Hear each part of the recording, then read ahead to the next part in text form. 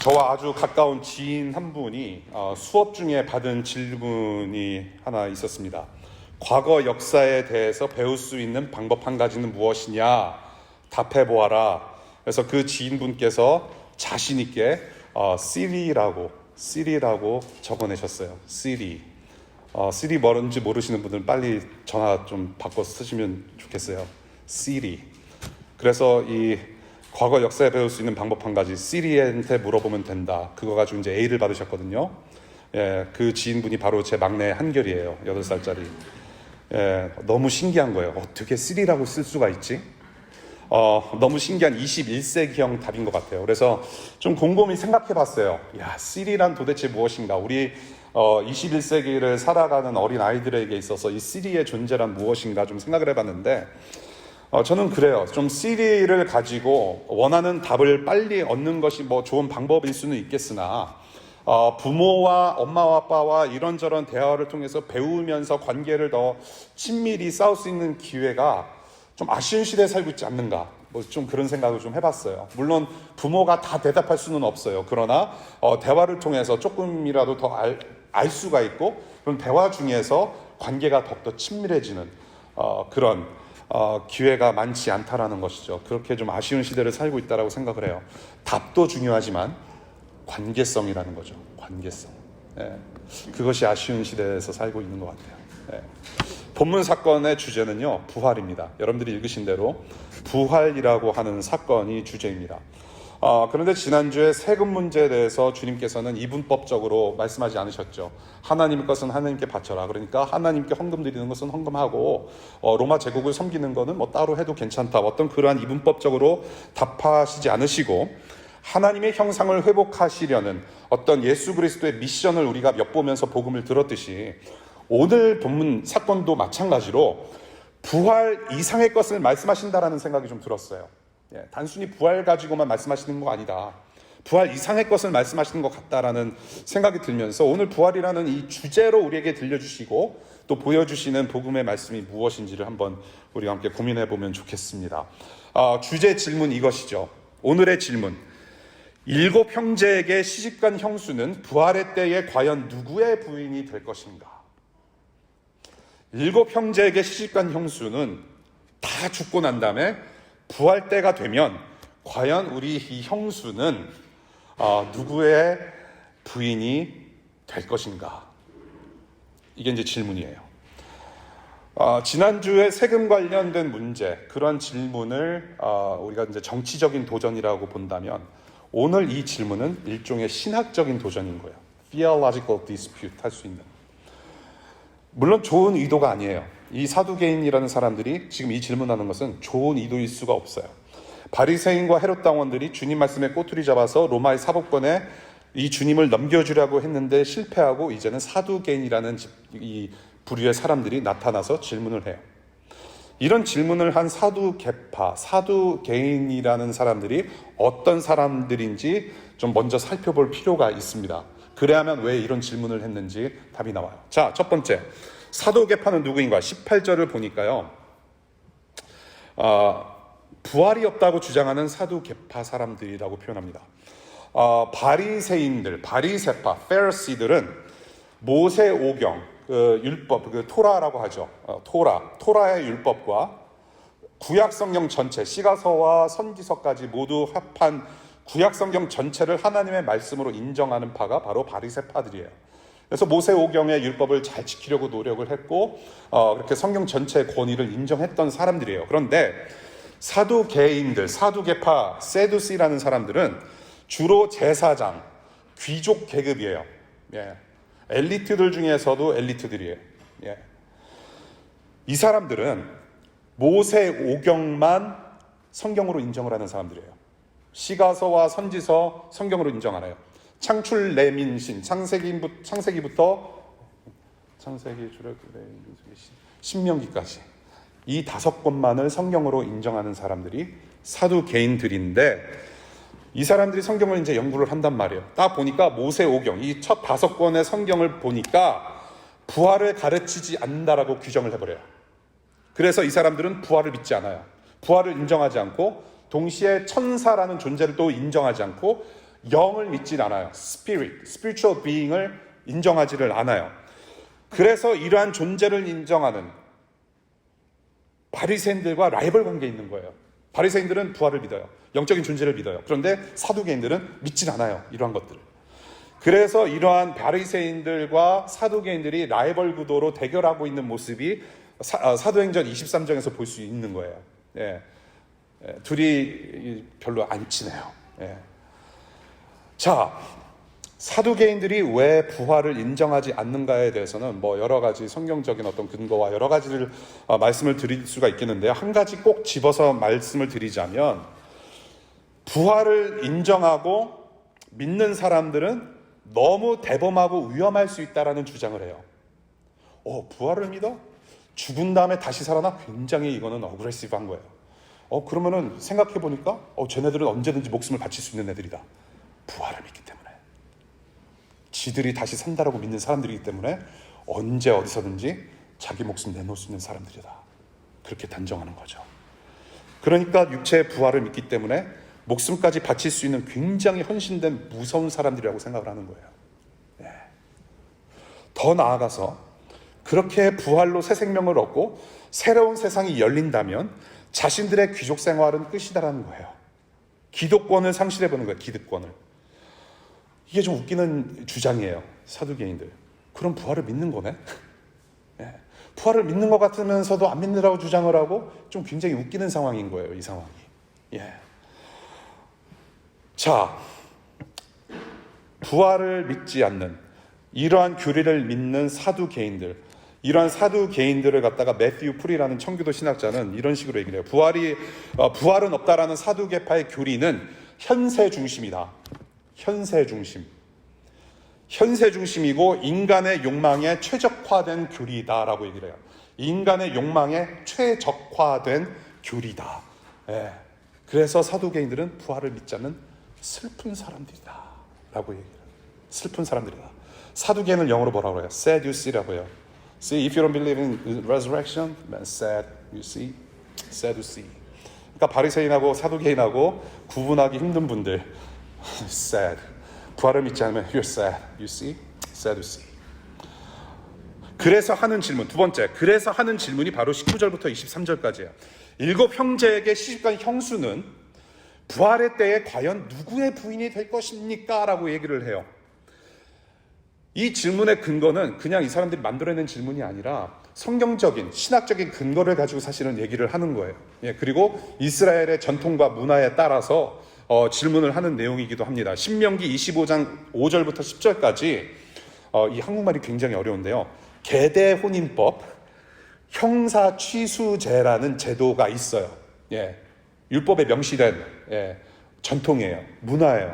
이게 뭐냐면 장가간 형이 죽으면 그 형수님은 나의 아내가 되는 거예요. 동생의 아내가 되는 거예요. 그래서 자식을 낳고 대를 이을 수 있도록 하는 문화, 전통, 그 법이 바로 이 문화인 거예요. 이 법인 거예요. 예. 자, 이게 왜 중요하냐면 이스라엘 민족은 그 가문 자체를 굉장히 중요시 여겨요. 가정 자체를. 그러니까 가정에 그 집안의 대가 끊기는 것을 방지하고요. 그리고 또한 이방인들과 혼인을 해서 결혼해서 자식을 낳는 것도 방지를 할 수가 있고, 그래야만 선민의 어떤 정통성을 계속 유지하면서 살아갈 수 있기 때문에, 그리고 또한 가문의 재산이 유출되는 것을 방지할 수 있어요. 예. 다른 사람하고, 다른 이방인들하고, 다른 사람들하고 결혼 못하게 계속 가문의 재산이 내려오는 거죠. 동시에 과부들의 인권을 보호하는 차원도 있어요. 그냥 내버려 두지 않고 동생이 여인을, 과부를 아내로 맞이해서 한 가족이 되게 하고, 그래서 이것은 사회적 약자를 보호하는 장치의 일환이다라고 보기도 해요. 자, 여러분들 룻기를 기억하시죠? 룻기를 우리가 공부를 했는데요. 이 나오미라는 이 시어머니, 이 어머님의 아들 둘이 있었어요. 근데 둘이 공교롭게 결혼하고 나서 죽어요. 아이들이 없었어요. 그래서 이제 이 두 며느리들이 과부가 되는데, 만약에 형제들이 이 두 형제 말고도 더 있었다라면, 더 있었더라면 아마 동생들이 이 두 며느리, 이 두 형수님을 모셨을 거예요. 아내로 받아들이고 대를 잇는 일을 계속 했었을 거예요. 그러나 이 나옴이라는 사람은, 여자는 딱 아들 2명밖에 없었어요. 그래서 어떻게 합니까? 이제 시어머니를 따라 나서겠습니다. 그래서 얼마나 따뜻해요. 시어머니를 따라간대요. 지금 이 씨월드에서는 일어날 수 없는 시어머니를 따라가겠습니다. 그런데 한 며느리는 자기 친정으로 돌아가고요. 바로 룻이라는 며느리는 끝까지 시어머니를 따라가요. 아름다운 이야기예요. 자, 이런 상황을 지금 이 사두개인들은 7형제로 확대한 거예요. 이러한 문화적인 배경을 7형제. 그 7형제에게 시집간 형수는 자식도 못 낳고 그 형수 죽어버리면 부활의 때 과연 누구의 부인이 될 것인가? 이에 대한 주님의 대답이 있기 전에 우선 이런 질문을 하는 의도를 좀 보면 좋을 것 같아요. 물론 부활은 없음을 전제로 하는 질문이기도 해요. 동시에 저와 여러분들은 부활을 경험해보지 않았어요. 아직 죽은 적이 없기 때문에. 그래서 저와 여러분들이 부활을 생각했을 때 사실 상상하는 것도 사실 힘들어요. 경험치가 없기 때문에. 이 사두개인들도 경험치가 없기 때문에 어떻게 대답하든지 이 사두개인들은 모든 것을 부정할 준비가 돼 있는 사람들이에요. 예. 성경에서 부활에서 상당히 많은 부분 말씀을 하고 계시는데 사실 우리의 상상력을 동원해서도 사실 그것이 구체적으로 어떠한 것인지 잘 알지 못해요. 사두개인들은 더 그랬을 거란 말이에요. 예. 부정할 준비가 돼 있어요. 부활은 말도 안 되는 성경에 근거하지 않는 새로운 사상이다. 그래서 예수를 곤혹스럽게 몰아가려고 하는 의도가 있었단 말이죠. 자, 그래서 주님께서 대답하신 바가 무엇이냐? 24절부터 27절까지예요. 24절. 너희는 하나님의 말씀, 성경도 모르고 하나님의 능력도 모르고 너희들은 잘못 생각하고 있다라고 말씀하세요. 자, 이 부분에서 사두개인들은 아까 말씀드렸듯이 적어도 모세 오경 정도는 잘 알고 있으니 아주 모른다고는 할 수 없는데 지금 예수라는 사람의 말을 들어보니까 이게 좀 자존심 상하는 거예요. 야, 적어도 at least I know these Bibles. 모세 오경 정도는 내가 알고 있다. 근데 성경을 모른다라고 얘기를 해요. 더 나아가서 주님께서 지금 어떻게 말씀하세요? 모세 오경도 모르라고 하지 않으세요. 성경도 모르고 라고 하세요. What does that mean? The scripture. 구약 성경 전체를 얘기해요. 모세 오경만이 성경이 아니라 선지서, 시가서까지 포함하는 구약 성경 전체를 하나님 말씀으로 포함해서 너희는 성경을 모른다라고 말씀하세요. 자, 주님께서 지적하신 순서를 좀 볼 필요가 있는데요. 하나님의 말씀을 모르고 하나님의 능력을 모른다라고 지적하세요. 말씀과 능력이에요. 하나님의 말씀은 곧 하나님의 능력이에요. 그것을 보여주시려고 하시는 것 같아요. 예, 하나님의 말씀은 곧 하나님의 능력이에요. 하나님께서 이 천지 만물을 창조하셨을 때 하나님의 말씀 한마디로 창조하셨어요. 그 말씀이 능력인 거예요. 하나님에게는. 자, 말씀대로 이루시는 분인데 하나님의 말씀과 하나님의 능력 결국에는 같은 것이다. 말씀과 능력 순서인데 자, 25절부터 27절까지 순서가 바뀌어요. 말씀과 능력은 곧 하나라는 것을 말씀하시기 위함인 것 같아요. 자, 첫 번째 하나님의 능력에 대해서 말씀하세요. 25절이에요. 25절 한번 읽어볼까요? 다 같이 시작. 사람이 죽은 사람들 가운데서 살아날 때에는 장가도 가지 않고 시집도 가지 않고 하늘에 있는 천사들과 같다. 여러분, 주님 오시기 전에, 여러분들이 죽고 부활하기 전에 시집장가 꼭 가시길 바라요. 라고 가르치는 게 아니에요, 이거는. 저는 너무 아쉬워요. 하나님의 아들 예수님께서 부활에 대해서 그렇게 말씀하실 게 없으신가? 딱 요 한 말씀 하시는 거예요, 부활에 대해서. 좀 아쉬워요. 더 설명하실 수 있을 것 같은데 설명을 더 안 하세요. 사람이 죽고 다시 사는 문제가 굉장히 엄청난 이슈 아닙니까, 여러분? 그렇지 않아요? 우리는 장례식은 잘 치르는데 부활식 없잖아요. 예. 사람이 죽고 다시 산다라는 것은 너무나도 중요한 이슈인데 지금 딱 한 말씀만 하시는 거예요. 근데 핵심은 뭐냐면 정말로 사두개인들이 질문한 내용에 따라서 딱 핵심만 전달해 주시는데 그 핵심은 이렇게 풀이할 수 있을 것 같아요. 부활 후의 천국은 단순히 전과 같은 그런 상태로 돌아가서 결혼도 하고 애도 낳는 그런 세상이 아니라 대를 이을 필요가 없는, 대를 이을 필요가 없는, 인헤리턴스가 필요 없는, 그래서 결혼도 필요 없는 그런 존재 자체의 변화를 말씀하시는 거라고 보는 거죠. 존재 자체의 변화를 말씀하시는 거예요. 그런 세상이 아니다. 우리의 존재는 다 변할 거다라고 말씀하시는 것이 바로 25절의 말씀인 거예요. 이것이 바로 하나님의 능력이라는 거죠. 존재 자체의 변화. 자, 두 번째, 하나님의 말씀을 말씀하시는데 26절과 27절, 죽은 사람들이 살아나는 일에 관해서는 모세의 책에 떨기나무 이야기가 나오는 대목에서 하나님께서 모세에게 어떻게 말씀하셨는지를 너희는 읽어보지 못하였느냐. 다 같이 읽겠습니다. 시작. 하나님께서는 모세에게 말씀하시기를 나는 아브라함의 하나님이요 이삭의 하나님이요 야곱의 하나님이다 하시지 않으셨느냐.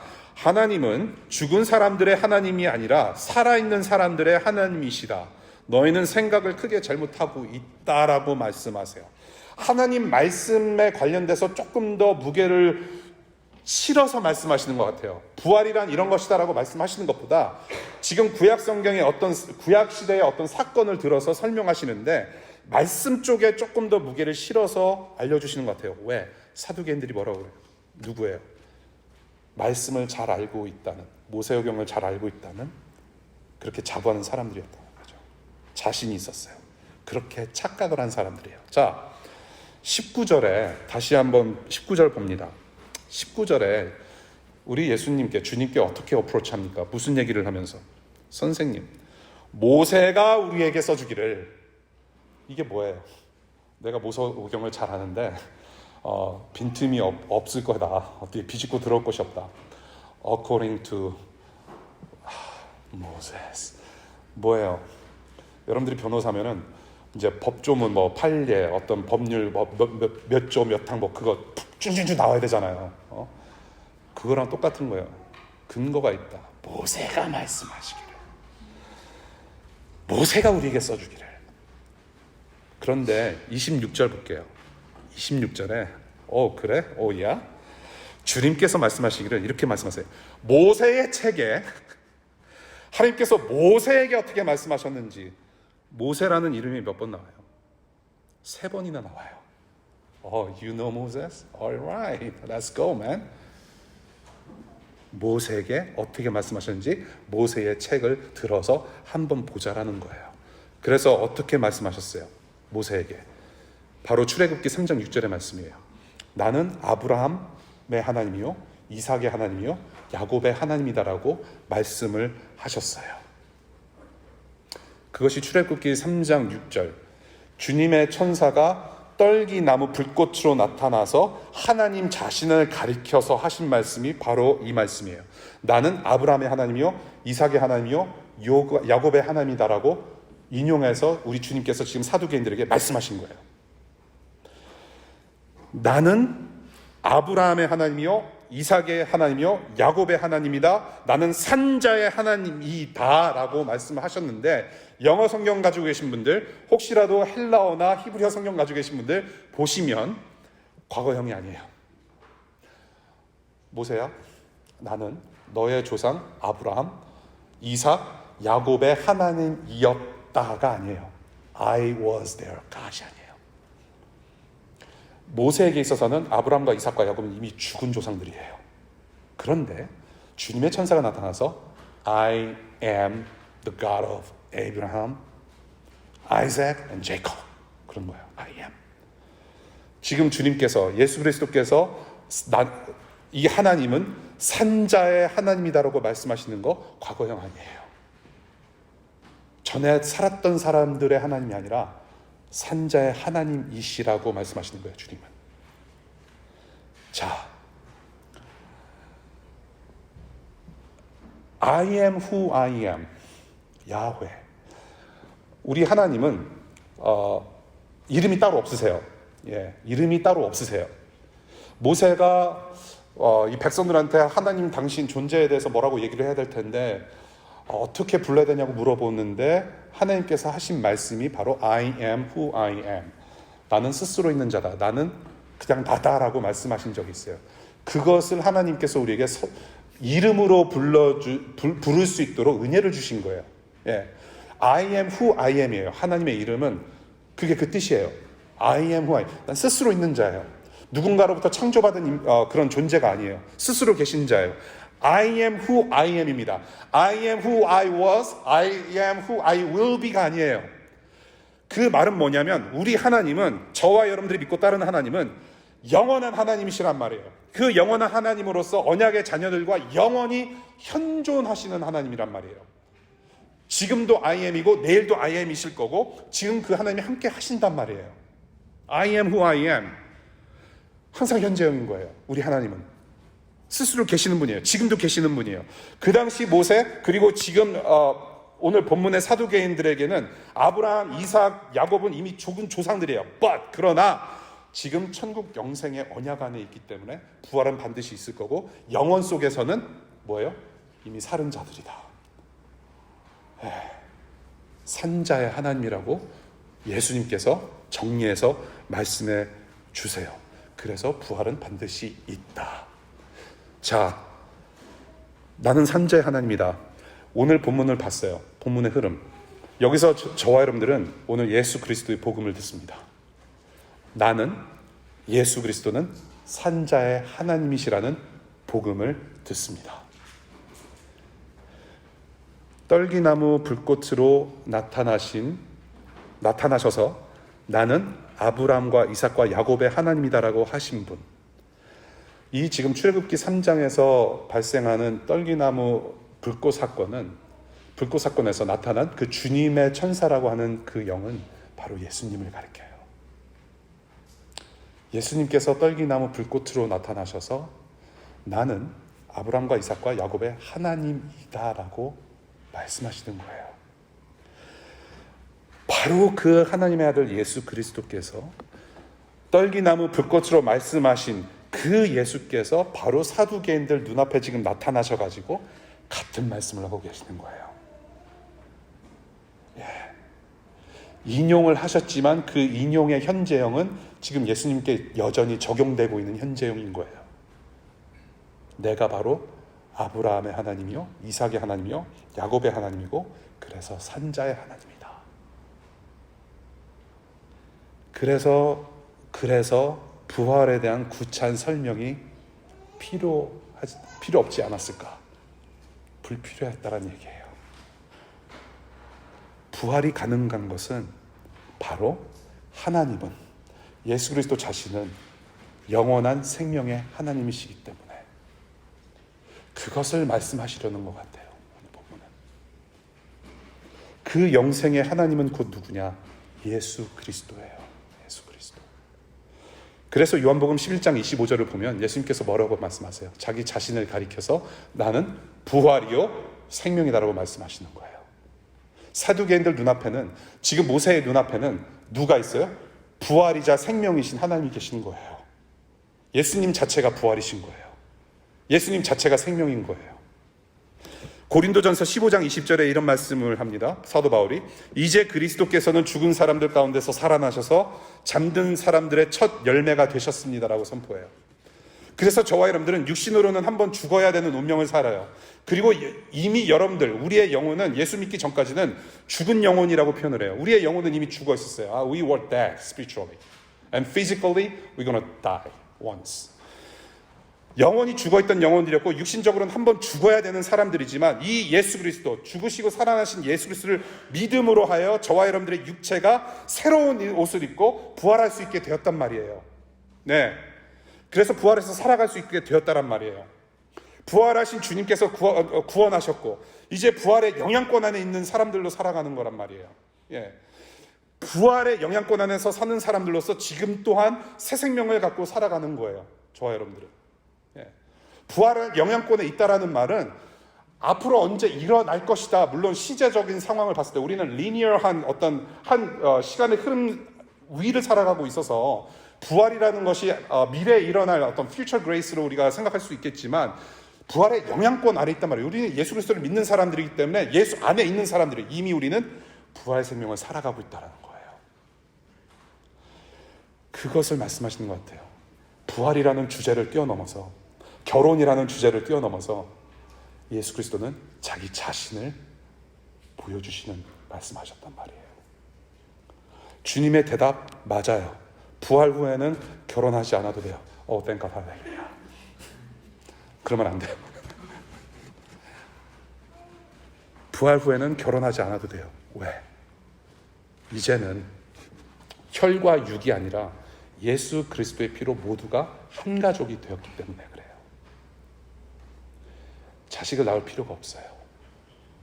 다 한 가족이에요. 영원한 한 가족. 그리고 또한 부활은 예수 닮는 구원의 완성을 뜻해요. 저와 여러분들이 죽고 다시 부활해서 일어나면 새로운 사람들이 돼요. 육체의 질병 없어요. 여러분들의 친인척 가족 중에, 여러분들의 가장 친한 친구들, 이웃들 중에 육체의 질병을 안고 가시는 분들, 아파하시는 분들, 장애가 있으신 분들 다 예수 그리스도의 온전한 모습으로 회복될 거예요.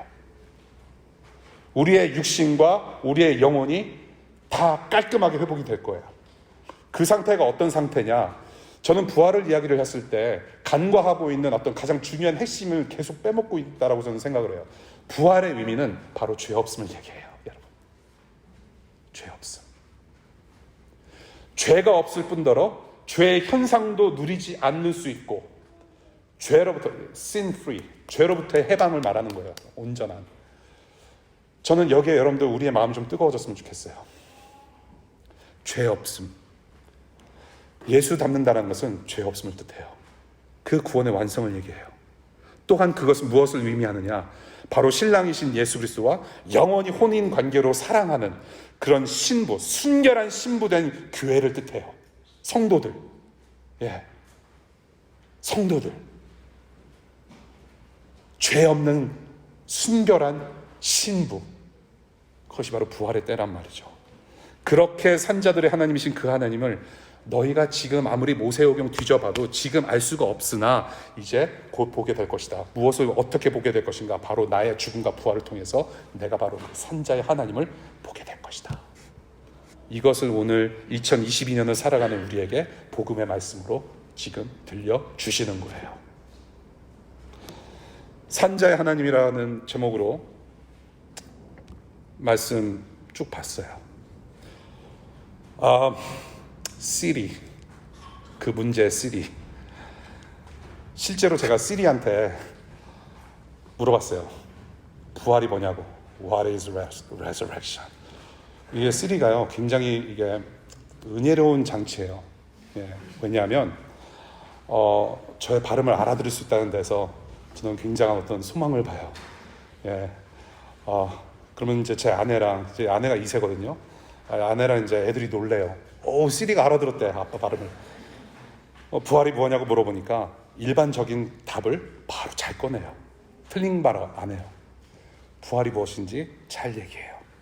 그런데 가장 중요한 고유 명사 하나가 빠져 있어요. 부활에 대해서 잘 얘기하는데, 부활에 대해서 잘 얘기했는데 고유 명사 하나가 빠졌어요. 그 답엔 예수가 없어요. 예수가 없어요. 예수 없는 부활은 없어요. 사두개인들은 부활도 믿지 않고 예수도 몰라봐요. 바리새인들은 부활은 믿으나 예수를 몰라봐요. 부정해요. 답을 찾아서 헤매는 이 모든 사람들에게는 정작 중요한 예수가 없어요. 부활이 있고 없고의 여부는 예수 그리스도가 저와 여러분들 안에 있느냐 없느냐의 문제인 거예요. 오늘 그렇게 정리하고 싶어요. 부활이 있고 없고의 여부는 예수 그리스도가 여러분들 한 사람 한 사람에게 있느냐 없느냐에 딸린 문제인 거예요. 그래서 부활이라는 생명 문제를 우리가 논하기에 앞서서 오늘 이 시간 내가, 여러분들 각자가 예수님 때문에 존재의 변화를 경험하고 있는가, 그 질문 드리고 싶어요. 저와 여러분들은 인생의 답을 늘 원하면서 살아요. 그렇죠? 빨리 답이 좀 있으면 좋겠고, 빨리 이 험난한 시간이 좀 빨리 가서 뭔가를 좀 이루었으면 좋겠고, 그런 시간의 그런 흐름을 살아가요. 답을 원해요, 우리는. 답을 원하는데 조금 더 명확하고, 이왕이면 좋은, 내가 원했던 답이 좀 나와줬으면 좋겠어요. 무엇을 하면서 살아야 될지, 어디로 가야 하는지 정말로 시원한 답을 듣고 싶고 보고 싶어 해요.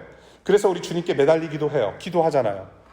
그런데 여러분, 정말로 여러분이 보고 듣고 싶어하는 그 답에, 그 인생의 답에 예수가 있어요?